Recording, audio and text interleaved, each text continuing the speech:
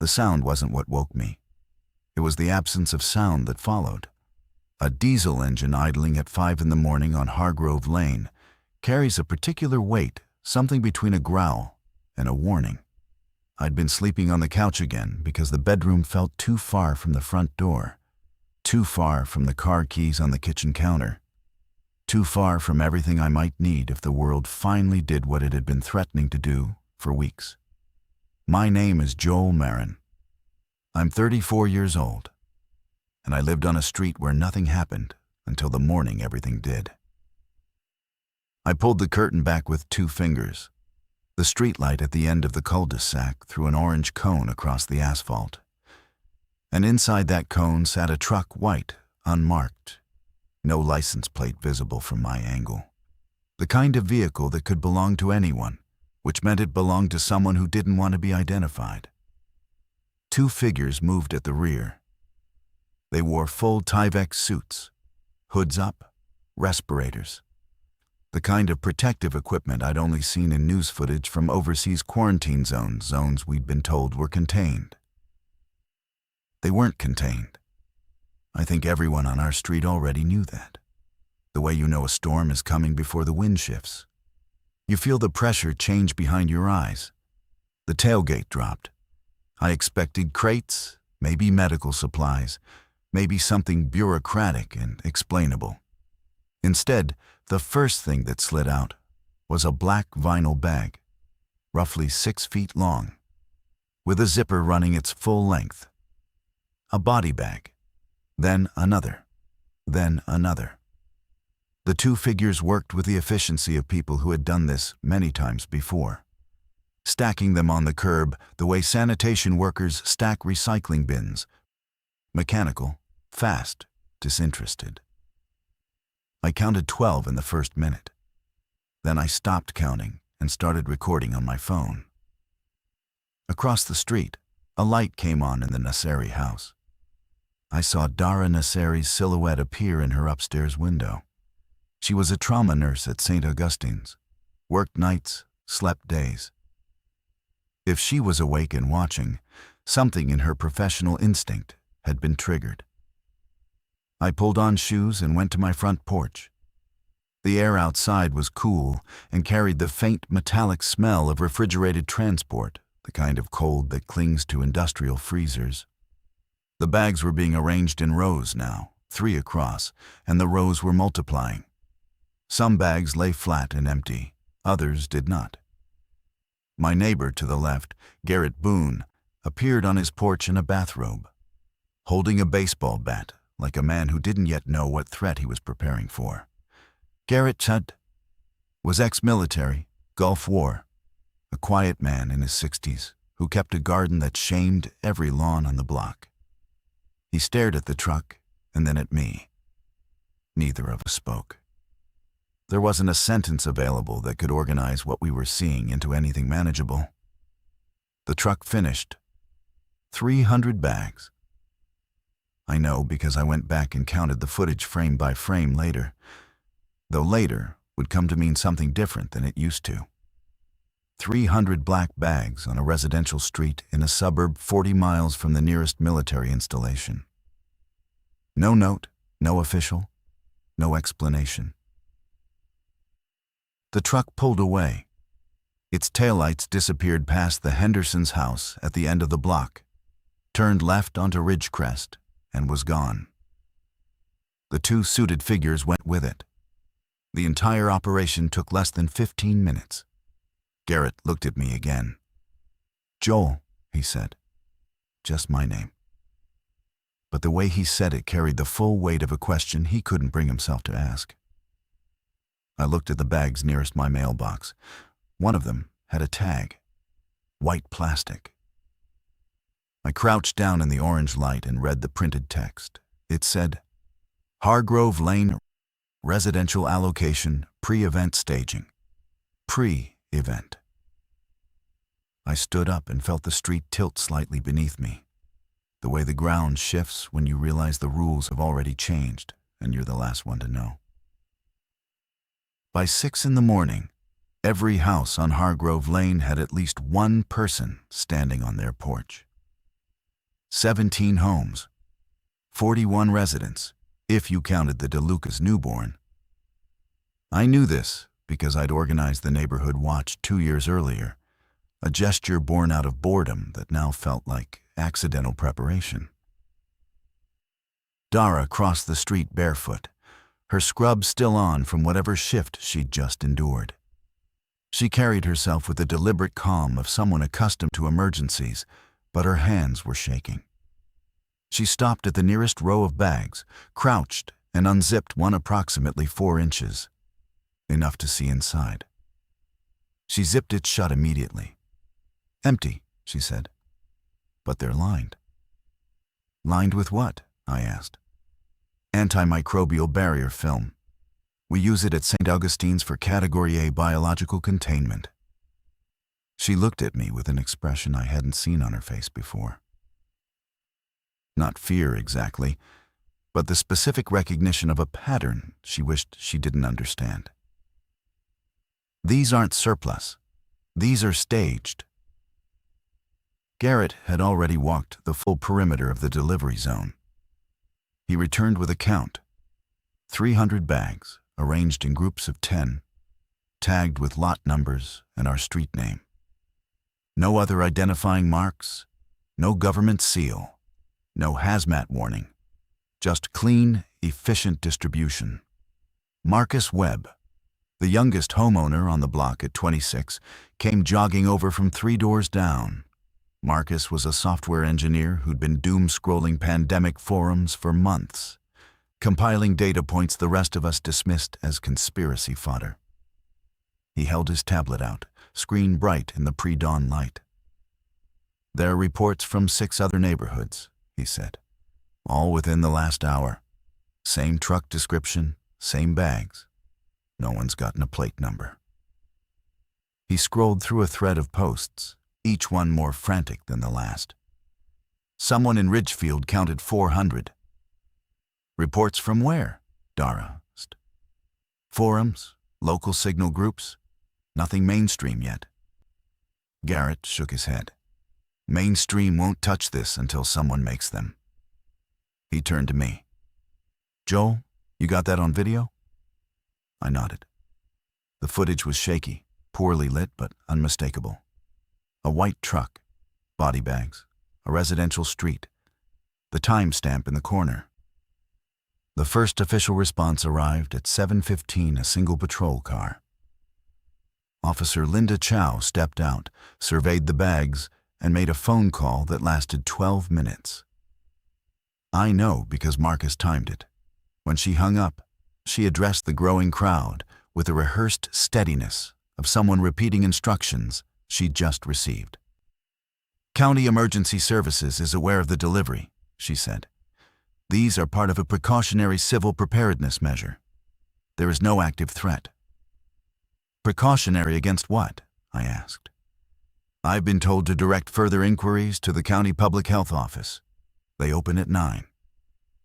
"It's a Saturday," Dara said. Officer Chow paused. The silence that followed was more honest than anything she'd said. She returned to her car and left. We stood there, a cluster of neighbors who'd been strangers to each other in any meaningful way until 20 minutes ago. The Nasseri family had lived across from me for 3 years, and I'd never been inside their house. Garrett and I had exchanged 1,000 waves and maybe 40 real conversations. Marcus I knew only as the kid with the drone. But something was assembling between us. Not trust that would come later and imperfectly. Something more primal. A shared awareness that the body bags on our curb were not a precaution. They were a prediction. And the entity making that prediction had calculated that our street would need 300 of them. Dara pulled me aside as the group dispersed for breakfast and phone calls. "I need to tell you something," she said. "St. Augustine's discharged its entire ICU wing 2 nights ago. Every patient, even the ones on ventilators." "Discharged where?" "That's what I've been trying to find out." Her voice dropped. "Joel, Some of those patients couldn't breathe on their own. The morning light was breaking clean and golden over the rooftops, mocking us with its beauty. By noon, the body bags had become furniture. Not literally, no one moved them, but psychologically. We'd begun to navigate around them the way you walk around a stain on the carpet you're not ready to clean. Children were kept inside. Dogs were leashed short. Conversations happened in clusters on porches, and every sentence orbited the same unanswerable center. I spent the morning making calls. The county public health office was, as predicted, closed. The non-emergency police line played a recorded message about elevated community readiness measures and offered no callback option. My sister in Ashland didn't answer. My ex-wife in Portland didn't answer. My mother, who lived alone in a retirement community 40 minutes north, answered on the 6th ring and told me she'd seen military vehicles on the highway before dawn. Convoys, Joel.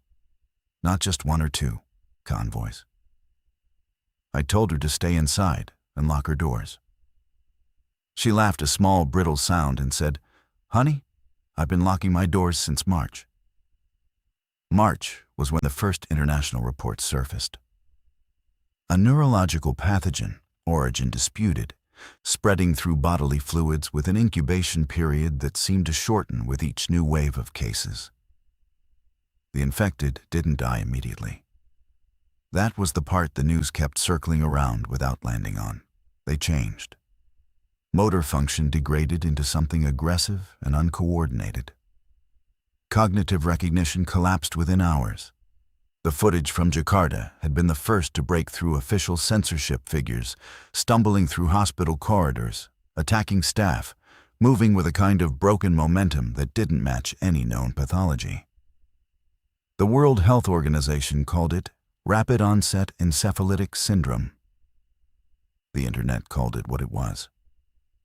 At 1:30, Marcus knocked on my door with information that rearranged everything. He'd intercepted a county emergency broadcast, not the public channel, but an internal frequency his scanner had picked up. He played the recording on his phone. The voice was flat, professional, and devastating. All sector units confirm residential pre-staging complete. Transition to Phase 2 containment authorized upon confirmation of local index case. Estimated timeline, 36 to 72 hours. Civilian notification suspended per Executive Directive 774. We listened to it 3 times. Dara, Garrett, Marcus, and me, standing in my kitchen while the afternoon sun cut through the blinds and painted stripes across the counter. "They know it's coming here," Dara said. "They've already written us off." "Not written off," Garrett corrected. "Pre-calculated. There's a difference. Writing off means they've given up. Pre-calculating means they've already decided how many of us will die, and they're building the logistics around that number. 300 bags, 41 residents. The math didn't work unless you factored in what was coming from outside our street." I made a decision in that kitchen. It wasn't heroic. It wasn't born from courage. It came from the simple understanding that no one in any building with a government seal was going to knock on my door and tell me how to survive the next 72 hours. That responsibility had been quietly transferred to us without our consent and without ceremony. "We need to organize," I said. "Right now. Every house, every person, every resource." Garrett nodded once, the way he did when something military clicked into place behind his eyes. Dara pulled out her phone. "I'll get the Nasseri house and the DeLucas." Amara DeLuca was a paramedic before the baby. Marcus was already mapping the street on his tablet, marking each house with a numbered pin. We had 36 hours, maybe 72, maybe less. And somewhere beyond the neat borders of our suburb, the thing that required 300 body bags was already in motion. The street meeting happened at 3 o'clock on my front lawn because it was the most central location. And because by that point, the body bags had been pushed to the curb edges in a grim perimeter that nobody acknowledged, but everyone used as a boundary marker. 29 adults showed up. 12 stayed inside, some out of denial, some out of fear, and Arthur Leland at the end of the block because he simply didn't believe anything was wrong, and said so through his screen door when Garrett knocked. I stood on my porch step and addressed a crowd for the first time in my life. No podium, no authority. Just a man in yesterday's clothes holding a clipboard Marcus had printed with a household inventory sheet. "I'm not going to pretend I know what's coming," I said. "But I think we all watched the same truck this morning. And I think most of you heard the same silence from every agency we called. So here's what I'm proposing. We inventory what we have. We identify what we need. And we figure out who can do what." The response was uneven. Helen Park, a retired school teacher from 4 houses down, immediately began organizing the inventory with a precision that suggested she'd been waiting her entire life for a logistical crisis. She moved through the crowd with a clipboard, cataloging supplies with the calm of a librarian during a fire drill. Others were less cooperative. Ray Trevino, who owned the largest house on the block and drove a truck with a custom gun rack, stood with his arms crossed and his jaws set. "I'm not pooling my supplies with people I barely know," he said. "I've got my family covered. Everyone else should have done the same." "How long are you covered for?" Dara asked. Not confrontational, clinical. "Long enough?" "Define long enough." Ray didn't answer. His wife Sandra stood slightly behind him, holding their 8-year-old daughter's hand. Sandra's expression said everything Ray's posture was trying to hide. She was terrified, and she knew that isolation was a strategy with an expiration date. The inventory took 2 hours. The results were sobering. Collectively, the street had enough food for roughly 10 days if rationed carefully. Water was less of a concern, the mains were still running, and 6 houses had filtration systems. Garrett contributed the most significant asset: a locked gun safe containing 3 rifles, 2 handguns, and approximately 400 rounds of ammunition. He placed this information on the table without bravado. "I'll manage the firearms," he said. "Non-negotiable. I've seen what happens when untrained people handle weapons under stress." Nobody argued. Dara and Amara DeLuca compiled a medical inventory that included basic first aid supplies, 3 EpiPens, a substantial collection of prescription medications from various households, and Dara's professional trauma kit from her car. "I keep it stocked," she said. "Old habit." Marcus volunteered to establish a communications hub from his house. He had a police scanner, a ham radio his father had left him, and enough technical knowledge to monitor emergency frequencies. "If they broadcast anything military, county FEMA, I'll hear it," he said. The one resource we lacked was information. We knew something was coming.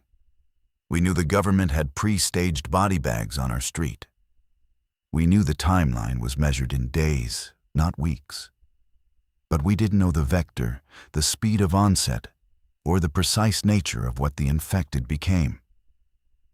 The Jakarta footage was months old. The domestic reports were fragmented and contradicted each other.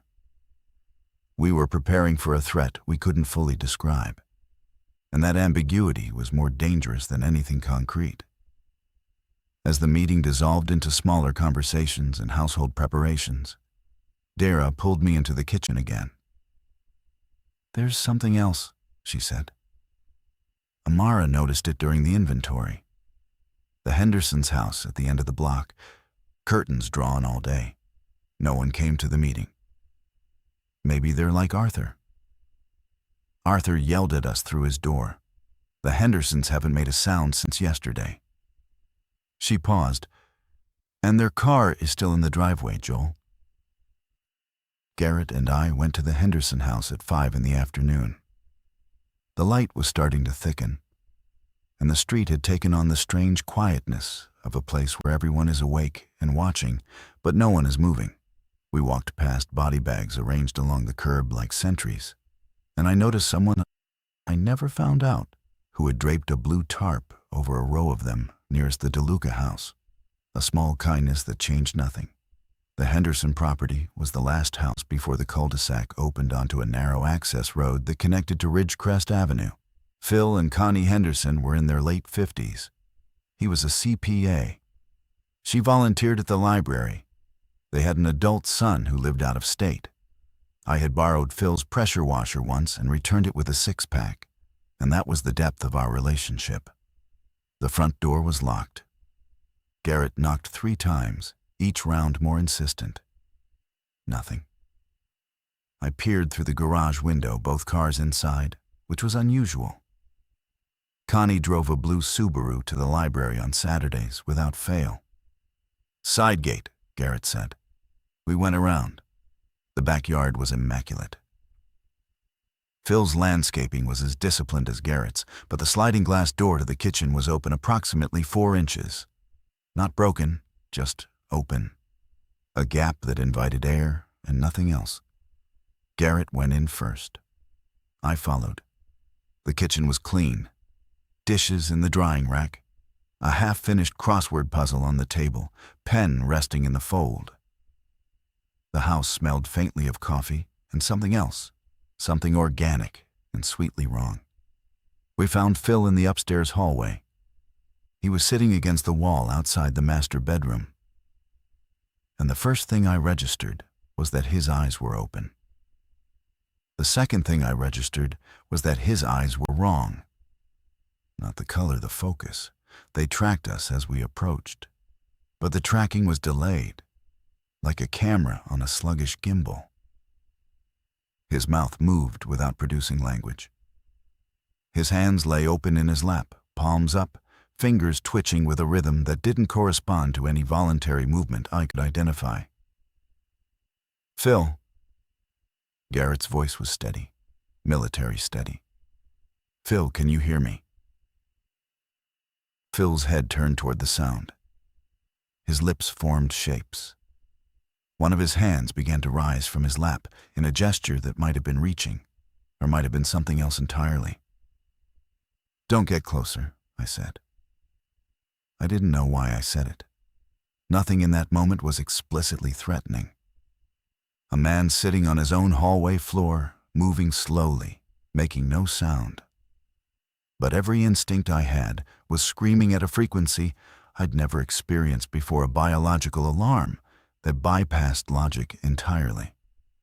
Garrett stopped. He looked at Phil and then at the closed bedroom door behind him. "Connie's in there," he said quietly. I called Dara. She arrived in 9 minutes with a Mara and a medical kit. She assessed Phil from 4 feet away, asked him a series of questions he didn't answer, and shined a penlight in his eyes. When she stood up, her professional calm had hardened into something closer to controlled alarm.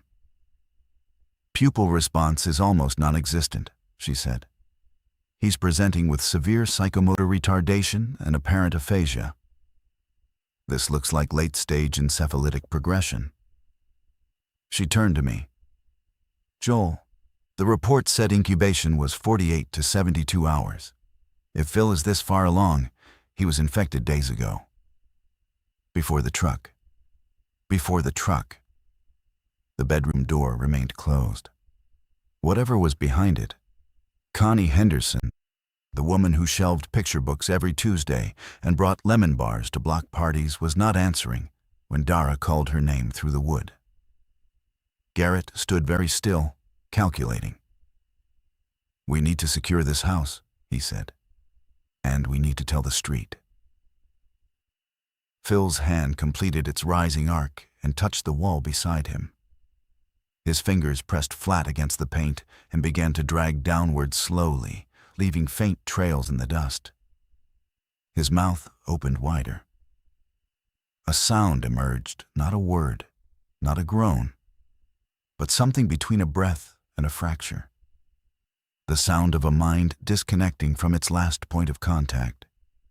We backed out of that house and locked the sliding door behind us. The sun was setting. We had less time than we thought. The emergency meeting that night happened by flashlight because someone, and I suspect this was deliberate, though I'll never confirm it had cut the streetlights. Marcus noticed it first. The power grid was still active. Our houses still had electricity. But every municipal light on Hargrove Lane went dark at 8:14 p.m. Marcus logged the exact minute. 32 adults gathered in Garrett's garage, which was the largest enclosed space on the block. The DeLucas brought the baby, wrapped tight and sleeping through what no infant should ever have to be present for. I delivered the information about Phil Henderson as clearly as I could, stripping it of the dread that had been tightening around my chest since we left that house. The reaction was a fracture. Not a clean break, a splintering along lines that had been invisible until stress revealed them. Ray Trevino spoke first. So one of them is already infected. That means we barricade their house and keep distance. This isn't complicated. He's a person, Ray, Sandra said. It was the first time I'd heard her contradict him publicly. He was a person. You heard what the nurse said. Dara corrected him without raising her voice. I said he's presenting with symptoms consistent with late-stage encephalitic progression. I didn't say he stopped being human. What's the difference going to be in 24 hours? No one answered because no one could.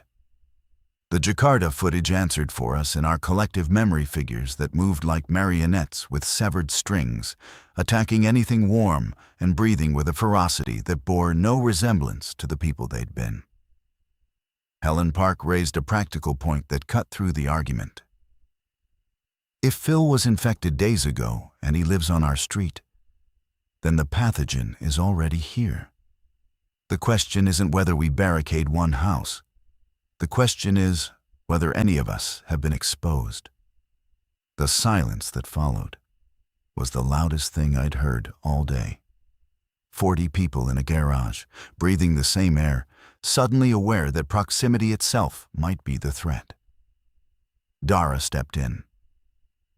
Based on what we know, and I want to be clear that we know very little transmission requires direct fluid contact. Airborne spread has not been confirmed in any report I've accessed. But I want everyone to start daily self-assessments. Any headache, any visual disturbance, any unexplained motor difficulty, you come to me immediately. Not tomorrow. Immediately. We divided the street into zones. Garrett took command of the security rotation. 2-person shifts, 4-hour blocks, armed with his rifles, and stationed at the north and south entry points of the cul-de-sac. Marcus would monitor communications. Dara and Amara established a medical station in the Nasseri house because it had the most open floor plan on the first level.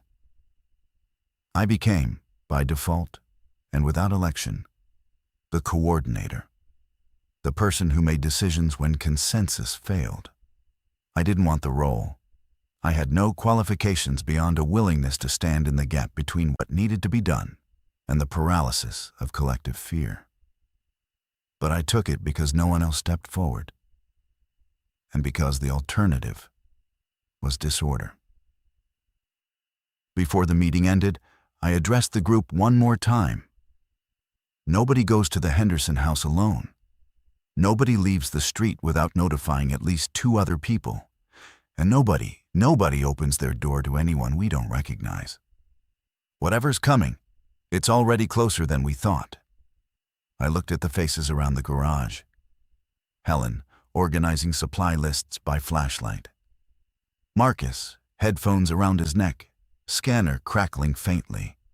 Dara, checking medical supplies with hands that no longer trembled. Garrett, loading a rifle magazine with practiced efficiency. Ray, standing apart, already calculating his own exit strategy. Sandra, holding her daughter close, whispering something I couldn't hear. These were my neighbors. In 72 hours, some of them would be dead. I didn't know that yet. But some part of me, the part that had watched 300 body bags appear on my curb, had already started grieving. The first night passed in fragments. I took the 2 to 6 shift at the North Barricade with Marcus, who spent most of it scanning frequencies and whispering updates. The county emergency channel had gone silent at midnight, not off air, but transmitting dead carrier signal. The kind of blank broadcast that means someone has locked the channel but not shut it down. The state emergency frequency played a pre-recorded loop about shelter-in-place protocols that contradicted everything we'd been told, or not told, by Officer Chow. At 3:47 a.m., Marcus picked up a transmission from a neighboring suburb, Willowbrook, 8 miles east. A civilian voice, frantic and broken, broadcasting on an open frequency. They're in the streets. They came out of the hospital. There are hundreds of them. If anyone can hear this, do not go to Willowbrook General. The hospital is gone. The transmission repeated twice and then cut to static. Marcus saved the recording. We sat in the dark behind a makeshift barricade of garbage bins and Garrett's spare lumber, listening to the quiet of our own street and wondering how long it would hold. Dawn arrived with an unwelcome gift. The water pressure dropped by half at 6 a.m. By 7, it was a trickle. By 8, it stopped entirely. Marcus confirmed through a public works scanner frequency that the municipal pumping station had been operationally suspended pending emergency authorization. The bureaucratic language was its own kind of violence, precise enough to communicate action, vague enough to avoid accountability. We had water-stored bathtubs filled, bottles hoarded, the necessary rain barrel, but the loss of running water transformed the crisis from abstract to tactile. You can theorize about collapse. You cannot theorize about thirst. I went to check on the Henderson house at 9.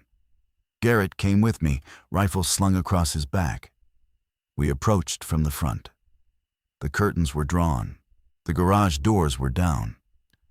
Everything looked exactly as it had the day before, except for one detail. The front door was open. Not wide open, ajar. 3 inches of shadow visible between the door and the frame. I was certain, absolutely certain, that we had not left it that way. We'd exited through the back, locked the slider. The front had been locked when we tried it initially. Someone, or something, had opened it from inside. We didn't enter. Garrett radioed Dara, who came to the edge of the Henderson property and observed from behind the low stone wall that bordered their garden. We waited 15 minutes. Nothing moved. No sound emerged. The house held its silence with the patience of a predator. Then the smell reached us. Not the faint sweetness from the day before. This was fuller, heavier, a biological density that coated the back of the throat. Dara identified it without hesitation. Tissue decomposition, advanced. Connie, I asked. Possibly. Or Phil has progressed further than I estimated. She looked at the open door. If he's become ambulatory in an aggressive state, that door means he could leave at any time. Garrett made the call. We board it shut, front, back, every window, right now. It took 4 of us an hour. We used plywood from Garrett's workshop and screws from Ray Trevino's garage, Ray contributing materials, if not labor. While we worked, I could hear movement inside. Not footsteps exactly. Shuffling. The sound of weight shifting without purpose. Once, something struck the inside of the front door hard enough to vibrate the plywood we were securing. We worked faster after that. When we finished, the Henderson house was sealed. Phil Henderson, our neighbor, our CPA, the man who lent pressure washers and drove a sensible sedan, was entombed in his own home. And somewhere inside, Connie might have been too, in whatever state the pathogen had left her. Nobody talked about it. We went back to our houses and our rotations and our dwindling water, and we pretended the sound of that impact against the door wasn't replaying on a loop behind our eyes. The second day brought information that arrived too late to be useful and too early to be ignored. Marcus intercepted a FEMA broadcast at 11 a.m., not a public broadcast, but an internal logistics communication routed through a frequency that should have been encrypted but wasn't. Either someone had made a mistake or someone wanted civilians to hear it. Regional containment failure confirmed in sectors 7 through 12. National Guard units redirected to critical infrastructure protection. Residential zones reclassified as self-sustaining pending resource availability. Self-sustaining. The phrase landed on our street like a verdict. It meant no one was coming. Not today, not this week, possibly not ever. We had been officially abandoned by the precise machinery that had delivered 300 body bags to our curb. The bags were the farewell gift. The silence was the goodbye. Dara organized the first medical checks at noon. Every resident who was willing, 27 of the 41 submitted to a basic neurological screen. Pupil response, grip strength, verbal recall, coordination. Dara conducted each one in the Nasseri living room, with Amara assisting, and the results logged in a notebook that she kept in her medical bag. Everyone passed. The relief lasted approximately 2 hours, until Kevin Stahl from 6 doors down mentioned, almost casually, that he'd been having headaches since yesterday morning. Dara pulled him aside. I watched from the kitchen doorway. She tested his eyes, asked him to touch his nose, had him repeat a series of words. He passed everything. But the headache was noted, underlined twice in Dara's notebook. Kevin was 31, a landscaper, built like someone who moved weight for a living. He lived alone and kept to himself. I knew him primarily through his dog, a German shepherd named Tank, who barked at everything and had once escaped into my yard and eaten an entire row of tomatoes. Kevin had apologized with a case of beer, and I'd liked him for it. "It's probably stress," Kevin said, reading the concern on our faces. "I get migraines." "Probably," Dara agreed. But she asked him to check in every 4 hours, and the look she gave me over his shoulder was not the look of a woman who believed in probably. That afternoon, I walked the perimeter of our improvised defense and felt the full weight of its inadequacy. Garbage bins, lumber, 2 overturned cars that Garrett and Marcus had pushed into position at the north entrance. The south entrance was narrower, the access road beside the Henderson house, and we'd blocked it with a delivery van that Helen Park's husband, Gene, had somehow driven into position despite being 73 years old and having had a hip replacement. Gene Park didn't talk much, but he acted with a quiet competence that made me wonder what he'd been before he retired. The barricades would slow a vehicle. They would not stop a person. And from what the Willowbrook transmission suggested, what was coming wouldn't be driving. At 4 p.m., Garrett called a security briefing on my porch. Just him, me, Dara, and Marcus. He laid a map of the street on the table, hand-drawn, precise, every house numbered, every entry point marked. "If the Henderson situation is any indication," he said, "the infected lose cognitive function but gain aggression and mobility. That means they won't use tools, they won't open complex locks, but they'll move toward stimulus, sound, light, movement." "How do you know they won't use tools?" I asked. "I don't. I'm extrapolating from available data. If I'm wrong, our barricades are theater. He let that sit. We need fallback positions. If the perimeter fails, every household needs a designated safe room in the interior. No windows. One entrance that can be barricaded from inside. Dara added a medical dimension. If someone is bitten or has fluid contact, I need to isolate them immediately. We need a quarantine space, somewhere separated from the general population. We chose the stall house. Kevin's place was at the edge of the street, closest to the south barricade, with a basement that had a steel door and a separate entrance. Kevin agreed without hesitation. Rather it be my house than someone's bedroom, he said.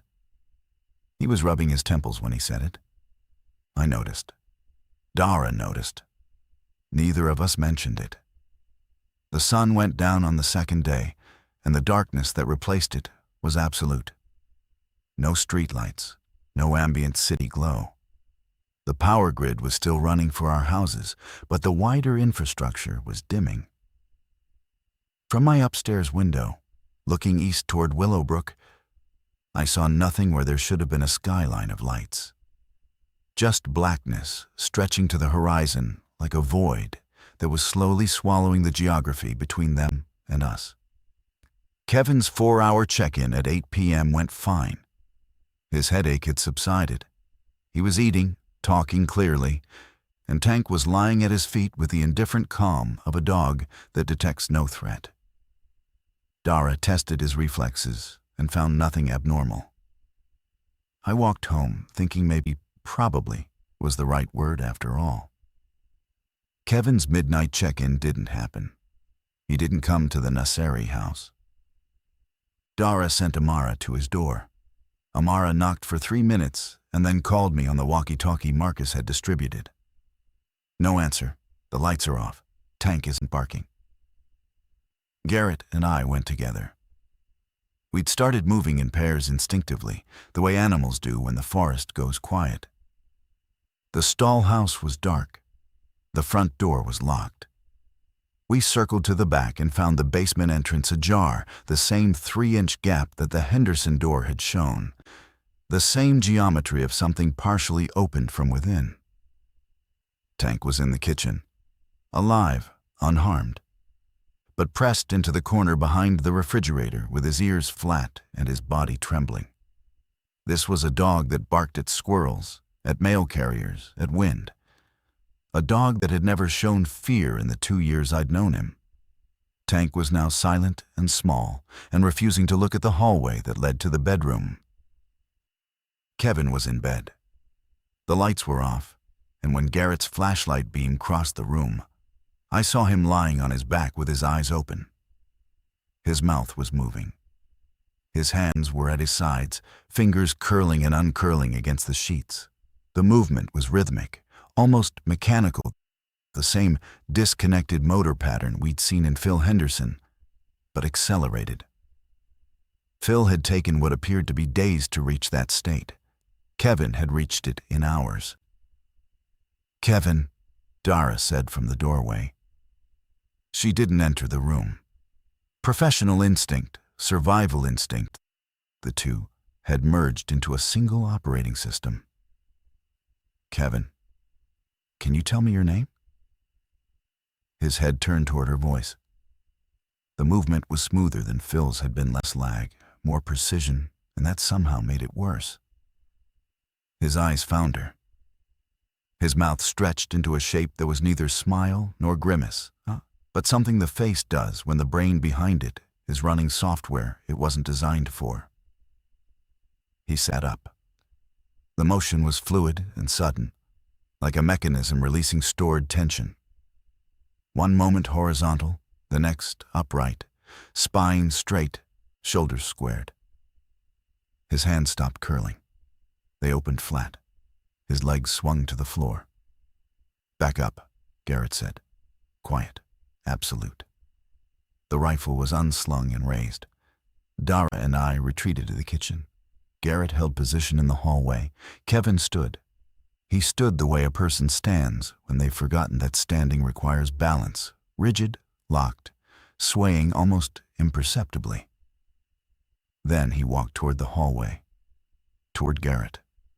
Not running, not lunging, just walking with a directness that had no hesitation and no recognition. "Kevin, stop!" Garrett's voice carried the weight of someone who had given commands that mattered. Kevin did not stop.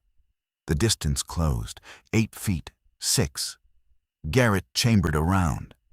The sound was sharp enough to make me flinch from the kitchen. Kevin did not react to it. 4 feet. Garrett stepped aside, and Kevin walked past him, down the hallway, toward the front door. He reached the door and stood there, face inches from the wood, hands flat against it. He didn't try the handle. He pressed against the surface as if sensing something beyond it. Then he began hitting the door, not pounding, pressing and releasing with increasing force, a rhythmic impact that shook the frame. We left through the back. Garrett secured the basement entrance with a padlock from his workshop. The front door held Kevin hadn't figured out the deadbolt. But as we walked back to the street, I could hear the impacts continuing. Steady, patient, relentless. 2 houses now contained infected residents. The incubation period was shorter than anyone had estimated. And Kevin Stahl had not, to anyone's knowledge, had direct contact with Phil Henderson. The pathogen was already on our street. The body bags were making more sense by the hour. The 3rd morning arrived under overcast skies, and the absence of sunlight felt personal, as if the weather had decided to match the topology of our dread. I hadn't slept. I'm not sure anyone had. The walkie-talkies crackled with check-ins every 30 minutes through the night, each one a small confirmation of continued existence. Here, still me. At first light, Garrett, Marcus, and I conducted a perimeter inspection and found the first evidence that the outside world was closing in. The north barricade, our garbage bins and lumber wall, had been disturbed. Not breached, but pressed against. Handprints on the plywood, not the deliberate prints of a person testing a barrier. Smears, drag marks. The prints of hands that were pressing without understanding what pressing was for. Garrett counted 7 distinct contact points. "They found us during the night," he said. "They came up from Ridgecrest and hit the barricade. The noise from our generators probably drew them." "How many?" I asked. "No way to tell from prints alone, but these aren't from one person." The generators. 4 households had them, running continuously for refrigeration and communication equipment. The sound carried in the nighttime silence. We'd been broadcasting our location to anything within earshot. I made the hardest logistical decision of the crisis so far. Generators off during dark hours. This meant no refrigeration overnight, which meant our perishable food supply had just been halved. It meant Marcus's scanner would go silent during the hours we were most vulnerable. It meant darkness inside our homes, matching the darkness outside. Ray Trevino lost his composure when I announced the decision. He'd been running his generator to power a chest freezer full of meat. "You're not in charge," he said, stepping toward me with the specific energy of a man who resolves uncertainty through confrontation. "Nobody elected you. Nobody gave you the right to decide what I do in my own house." "You're right," I said. "Nobody elected me. But those handprints on our barricade weren't there yesterday, and the generator noise is the only new variable. So either we go dark at night or we're ringing a dinner bell."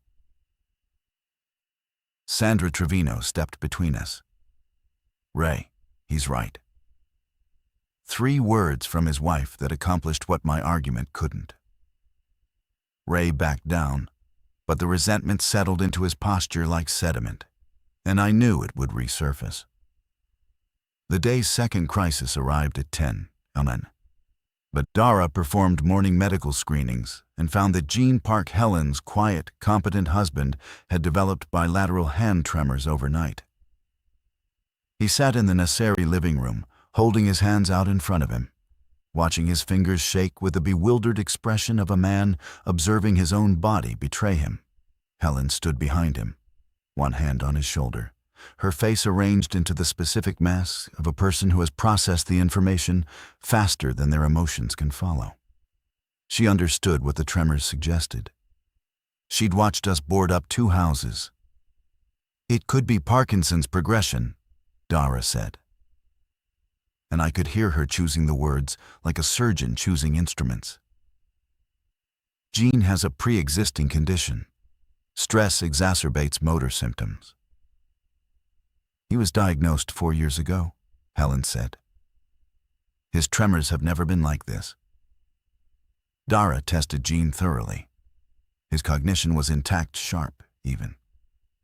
He answered every question, completed every task, recognized everyone in the room. His pupils responded normally. "I want to monitor him every 2 hours," Dara said. "But right now, this could genuinely be stress-related exacerbation." "Could," Helen repeated. The word hung in the air with the weight of everything it didn't promise. I walked Helen and Jean back to their house. Helen held Jean's arm. Jean walked steadily. His legs were fine. His balance was fine. Only his hands betrayed him. At their door, Helen turned to me with an expression stripped of every social pretense. "If it comes to it," she said, "promise me you won't let them put him in a house alone. Promise me I stay with him." I promised. I meant it. I had no idea if I could keep it. By afternoon, the street had developed the strained geometry of a community dividing against itself. The cooperative spirit of the first meeting had eroded into clusters of alliance and suspicion. The Trevinos kept to their house. The Nasseri home had become the de facto command center, which meant Dara's family bore the weight of constant traffic and disruption. Arthur Leland still refused to engage, though I noticed his curtains twitching more frequently. And from the Henderson house and the Stahl house, the sounds continued. Impacts against boarded windows. That patient, rhythmic pressing. 2 hearts of infection beating inside our perimeter, waiting for the walls to thin. The breach came at 4:17 p.m. on the 3rd day, and it came from a direction none of us had anticipated. We'd been watching the barricades. We'd been monitoring the infected houses. We'd been scanning the roads and listening for movement in the dark. We hadn't been watching the sky. The helicopter appeared from the northwest, military designation, flying low enough that the rotor wash bent the trees on Garrett's property. It circled our street once, a slow, deliberate orbit that felt less like reconnaissance and more like assessment. Marcus tried to hail it on every frequency he had. No response. It completed its circle and departed. 12 minutes later, a convoy of 3 vehicles appeared on Ridgecrest Avenue. Not military civilian trucks, moving fast, headlights blazing. They hit our north barricade at speed and blew through it like it was theatrical scenery. Lumber splintered. The overturned car we'd positioned screeched sideways. The lead truck fishtailed onto Hargrove Lane and skidded to a stop in front of the Nasseri house. 8 people climbed out, armed, disorganized, frightened. Their leader, a tall woman with close-cropped hair and a hunting rifle, identified herself as Captain Aaron Voss. Though whether this was a military rank or self-appointed remained unclear. She spoke with the clipped cadence of someone who'd been running on adrenaline for days. "Willowbrook is gone," she said. "The whole town. We drove through the center and it was wall-to-wall infected. Thousands. They're moving west. You have maybe 6 hours before they reach this street." Garrett stepped forward. "How many in your group?" 8. We had 14 this morning." She didn't elaborate. She didn't need to. "We can't take 8 more people," Ray Trevino said, appearing on his porch with the predictability of a man whose first instinct was always exclusion. "We barely have enough water for ourselves." Voss looked at him with an exhaustion that transcended the physical. "We have fuel, 40 gallons, 2 trucks in working condition, and information about infected behavior patterns that will save your lives if you shut up and listen." The negotiation happened on my lawn, body bags still visible at the curb edges. The irony of staging this conversation among them lost on no one. Voss's group included a former EMT named Ruben, an elderly couple, the Oberdors, who had walked 5 miles from their retirement community, 2 college students named Jasper and Tina, who hadn't spoken since arriving, and a man named Dwight, who carried a fire axe and a 1,000-yard stare. Voss's intelligence was critical. She'd observed infected behavior for 48 hours in Willowbrook and had developed a practical understanding that our second-hand knowledge couldn't match. "They respond to sound above everything," she said. "Gunshots are the worst. They triangulate on them. They don't climb well. They don't swim. They don't problem solve. But they swarm. Once one finds you, the noise of the encounter draws more, exponentially." "How fast?" Garrett asked. "Walking speed, always. They don't run, but they don't stop. They don't tire. They don't hesitate. You can outrun one. You cannot outrun 500. This changed our defensive calculus entirely. Our barricades were designed to slow vehicular approach and provide a visible boundary. Against a swarm of hundreds moving on foot, guided by sound, they were meaningless. The broken north barricade was proof of concept. If 3 trucks could breach it, a mass of bodies pressing with collective weight certainly could. I looked at Garrett. He was already recalculating.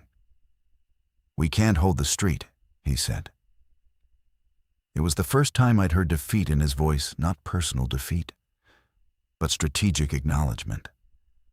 "If Willowbrook is moving this direction with the numbers she's describing, this position is untenable." "So we leave," I said. "Some of us leave, others won't." He nodded toward the houses where our infected neighbors were still sealed inside, toward Arthur Leland's closed door, toward Jean Park, whose trembling hands might mean nothing or might mean everything. 6 hours. Willowbrook was 8 miles east. Walking speed. The math was merciless. The evacuation planning fractured the community along lines I should have anticipated but was too exhausted to predict.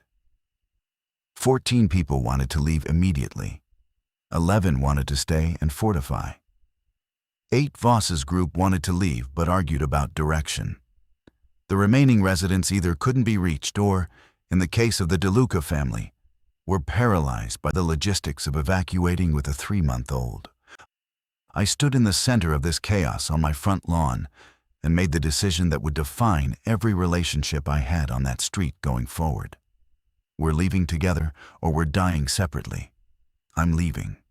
Garrett is leaving. Dara is leaving. If you want the people with guns, medical training, and a plan, you come with us. If you want to stay, that's your choice, and I respect it.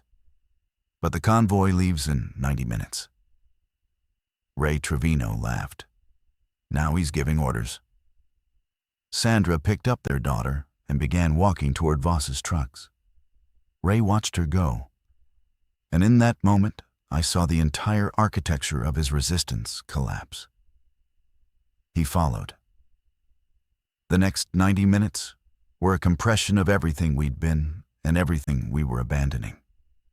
Supplies loaded, vehicles assigned, routes debated.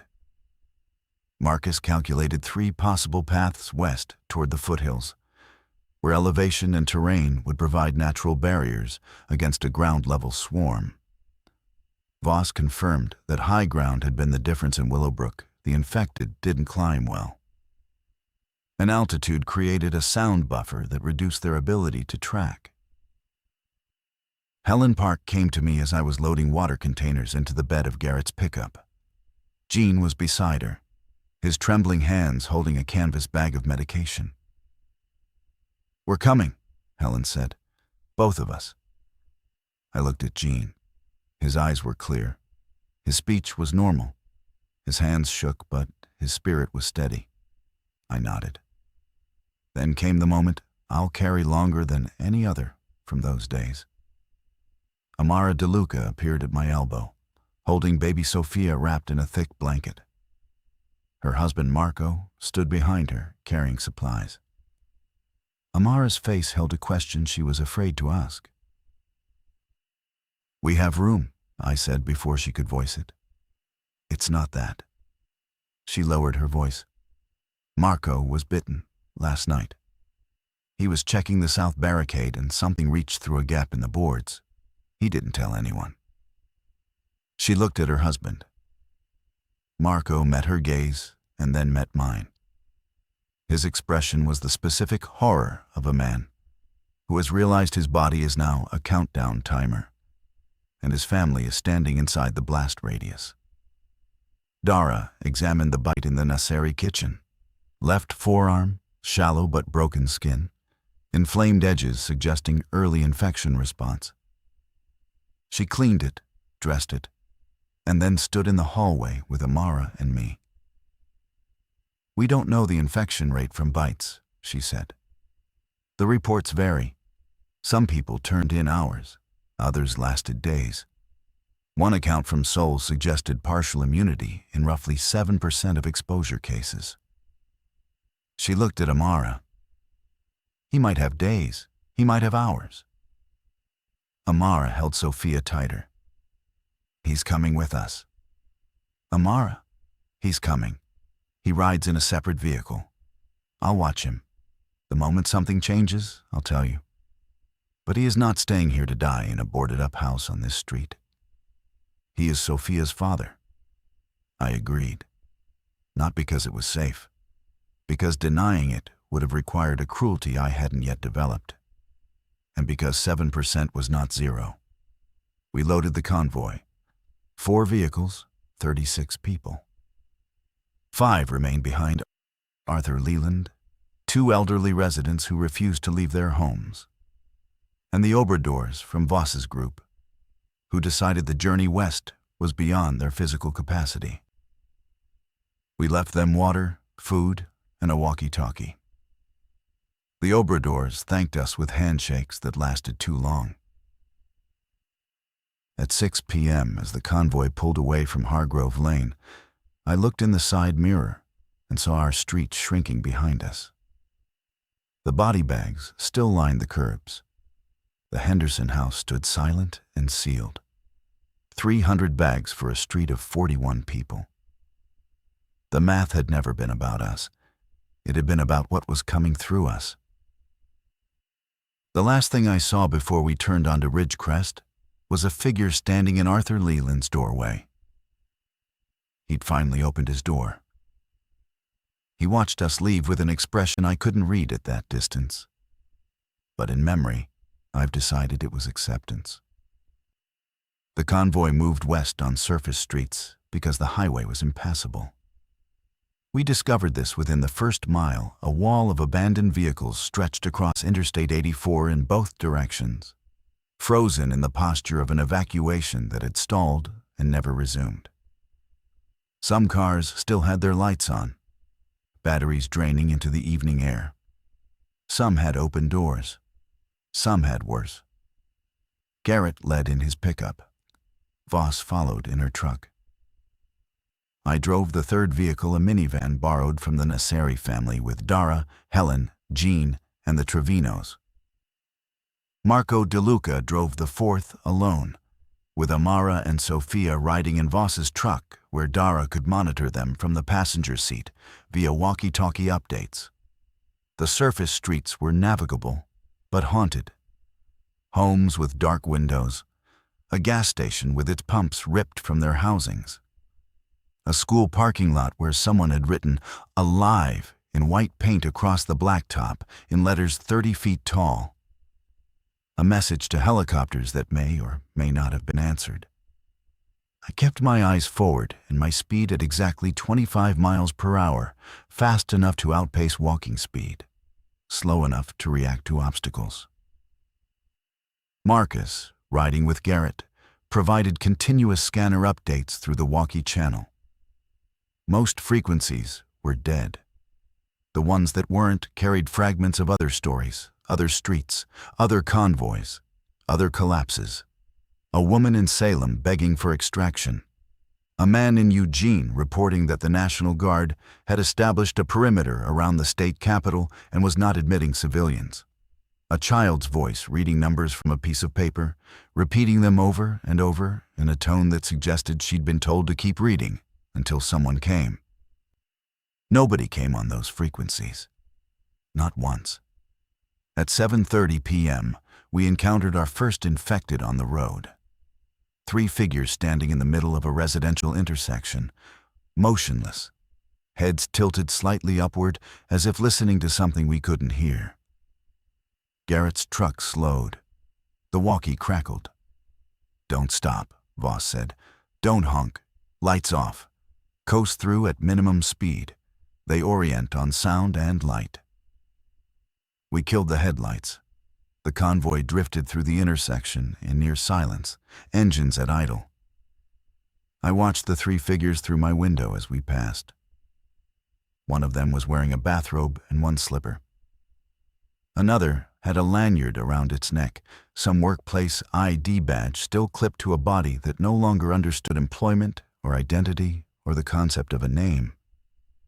The third was small, child-sized. I forced myself not to calculate the age. They didn't react. We passed like ghosts through their sensory threshold. And for a moment I believed we might drive all the way to the foothills without incident. That belief lasted 11 minutes. At 7:41, the road ahead was blocked, not by vehicles, but by a mass of bodies. Living bodies, infected. Dozens, possibly 100, spread across a 4-lane road in a loose formation that resembled nothing tactical, but achieved total coverage through sheer volume. They were moving east, toward Willowbrook, toward our street. A river of broken people flowing toward the sound and light of a civilization they were simultaneously destroying and drawn to. Garrett stopped the convoy. We sat in the dark, engines idling, 200 yards from the edge of the mass. The sound reached us not moaning, not screaming, but a collective murmur of breathing and shuffling and the wet, organic noise of bodies in proximity. It was almost peaceful if you didn't know what it was. "Route 2, Marcus said. "South on Maple, west on Industrial, up through the quarry road to the foothills." It added an hour. But the road ahead was not a road anymore. Garrett turned the convoy south, and we drove away from the mass with the discipline of people who understood that every minute of noise was a breadcrumb. Behind us, in the mirror, the river of infected continued its eastward march. And I thought of Arthur Leland standing in his doorway, watching us leave. And I hoped the door was closed behind him now.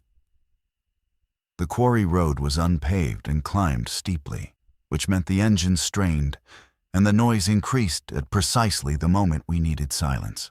Garrett pushed ahead at speed, prioritizing distance over stealth, a calculation that the foothills elevation would provide cover faster than quiet driving could outpace the sound we were generating.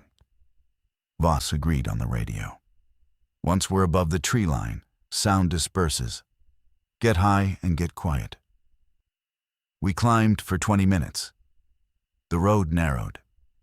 Trees closed in on both sides, and the darkness under their canopy was a different quality of dark living, rustling, indifferent to human crisis. The quarry appeared on our right, a massive gouge in the hillside where gravel operations had carved the earth into terraces. Beyond it, the road continued upward toward a plateau that Marcus had identified on his mapping app as a former fire lookout station. Elevation: 2,000 feet above the valley floor. Accessible by one road. Defensible. We never made it to the lookout. At 8:22 p.m., Marco De Luca's vehicle, the last in the convoy, veered off the road and came to a stop against a tree. The impact was minor. The horn didn't sound. But the engine died, and in the silence that followed, the walkie-talkie carried a sound that everyone in every vehicle heard simultaneously. A scream. Not Marco's, Amara's, coming from Voss's truck. Then Dara's voice, fast and flat. "Joel, stop the convoy. Marco has turned." I stopped. Garrett stopped. We ran back to the fourth vehicle on foot. Marco was still in the driver's seat, seatbelt on, hands on the wheel. His head was tilted forward. His eyes were open. The transition had happened while driving a fact that carried implications so terrifying I couldn't process them in the moment. He had been functional, coherent, driving a vehicle at speed on a mountain road. And then between 1 second and the next, the pathogen had completed its work. He wasn't aggressive. Not yet. He sat in the stillness of early transition, the same stillness we'd seen in Phil Henderson before the aggression surfaced. His fingers tapped the steering wheel with that rhythmic, purposeless pattern. His mouth opened and closed. Amara was out of Voss's truck, Sophia in her arms, trying to reach the driver's door. Dara held her back. The struggle was brief and devastating. A wife fighting against the arms of a friend to reach a husband who was no longer reachable. A baby crying between them. The mountain night swallowing every sound and returning nothing. "Let me see him. Dara, let me see him." "Amara, listen to me. Listen. He's in transition. If he becomes aggressive while you're near him, he won't hurt me. He won't hurt Sophia. He won't know who you are." That sentence broke something in Amara that I could hear from 10 feet away. A sound that wasn't a word. The sound of comprehension arriving in its cruelest form. Garrett approached the vehicle. Marco's eyes tracked him. The fingers on the steering wheel stopped tapping. Both hands gripped the wheel. The muscles in his forearms tensed. Garrett backed up slowly. "We move the vehicle off the road," Garrett said. "We leave the seatbelt on. We go." "We can't leave him strapped to a seat," I said. "Joel." Garrett's voice was stripped of everything except necessity. "In 20 minutes, he will be aggressive. In 40 minutes, the sound of this convoy will have traveled down this mountain. We leave now, or we don't leave." I looked at Amara. She was standing with Sophia against her chest, looking at the vehicle where her husband sat, changing into something that would not remember her name. She was shaking. Every part of her was shaking. But she nodded. We pushed the vehicle deeper into the trees. Marco's head turned to follow the movement, eyes tracking through the windshield. His mouth formed a shape that might have been her name. Then the shape dissolved, and the face behind it went smooth and empty as a lake at dawn. We drove. Amara rode in my vehicle now, silent, Sophia asleep against her shoulder. Nobody spoke for 11 miles. The road climbed. The air thinned. The valley below us disappeared into fog and darkness. And somewhere down there, the world we'd known was being consumed by something patient and relentless and entirely indifferent to our grief. We reached the plateau at 10 p.m. and found the lookout station abandoned but intact. Concrete foundation, metal roof, 360-degree visibility. One road in, which Garrett blocked with both trucks and a fallen pine, he and Dwight dragged into position with a fire axe and human stubbornness. That first night on the mountain, I sat on the lookout platform and watched the valley. Fires burned in 3 places, distant orange wounds in the darkness. The fog moved across the lowlands like a living thing, swallowing roads and houses and everything we'd left behind. Somewhere under that fog, Hargrove Lane still existed. Body bags still lining its curbs, a monument to someone's calculation of how many people a street could lose. We were 36 when we left. We were 35 now. Jean's hands still trembled. Amara's eyes carried a vacancy that frightened me more than anything on the road. Sophia slept without knowing the world she'd inherited. I'm not the same man who pulled a curtain back at 5 a.m. and watched an unmarked truck deliver prophecy to his mailbox. That man believed in systems, in phones that would be answered, in agencies with plans. I believe in the people beside me, now flawed, frightened, fractured, and the mountain holding us above the flood. For now, that is enough.